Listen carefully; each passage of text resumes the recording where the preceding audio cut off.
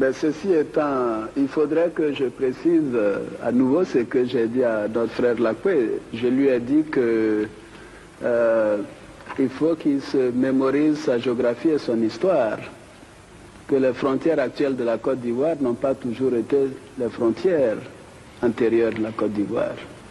Et d'ailleurs, je vois que beaucoup de gens parlent d'intégration africaine. Moi, je souhaite que dans 10 ans, dans 20 ans, mais nous ayons une Côte d'Ivoire qui va au-delà d'Odiéné, au-delà de Bouna, de Bondoukou, etc.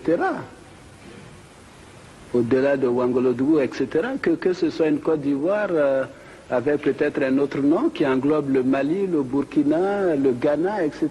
Pourquoi pas? C'est ça la réalité. L'Europe vient de nous donner l'exemple. Pourtant, ils sont plus nombreux que nous, ils sont plus forts que nous, ils sont plus riches que nous. Nous allons rester dans notre micro-nationalisme, je dirais même micro-régionalisme. Après la Côte d'Ivoire, le plus grand contingent de Maliens, c'est en France. Comme moi, par exemple, moi dans mon village, les 80% des braves valides sont en Côte d'Ivoire, ça fait plus de 40 ans, c'est eux qui nourrissent les...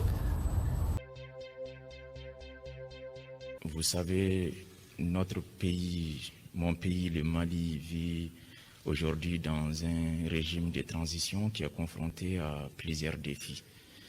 Donc, nous étions venus solliciter l'accompagnement et le soutien de la République serbe des Côtes d'Ivoire pour nous aider en concourant toujours à l'importation que la Côte d'Ivoire nous assure depuis un certain nombre d'années et de façon d'ailleurs très régulière. Côte d'Ivoire veut prendre du Oma. Bi Améliorami, ou qu'un milliard bilan de Djoubé en an. 40 milliards. Avec courant ferré, il y a courant mis sabolo.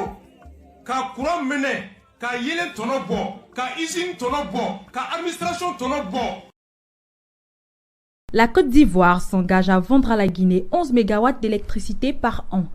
Dans le cadre du projet d'interconnexion électrique de la CEDEAO, le ministre ivoirien des Mines, du Pétrole et de l'Énergie, Thomas Camara, a présidé la signature d'un contrat d'achat d'énergie entre la Côte d'Ivoire et la Guinée portant sur une durée initiale de 3 ans. Cet accord vise à asseoir les bases d'une coopération énergétique forte au profit du bien-être des populations, a indiqué Noumouri Sidibé, directeur général de Côte d'Ivoire Énergie.